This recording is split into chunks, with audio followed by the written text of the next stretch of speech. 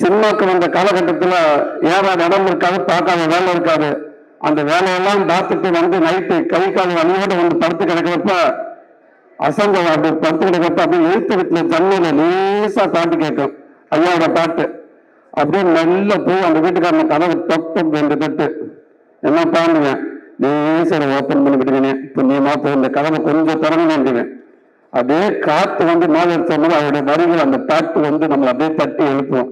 அந்த பாட்டு தட்டு கேட்டு அப்படியே படுத்துட்டோம்னா பக்கத்துல ஒரு தாய் ஸ்தானத்துல அவரோட பாட்டெல்லாம் வந்து நமக்கு ஆர்வம் கொடுக்கும். டேய் டேய் கவலைப்படாத எல்லாம் சரியாயிடும் சரியா வாங்கடா வாங்க, நல்லா இருக்குங்கடா, எல்லாம் சரியா, வழியெல்லாம் போயிடும் அப்படின்னு சொல்ற மாதிரி இருக்கும்.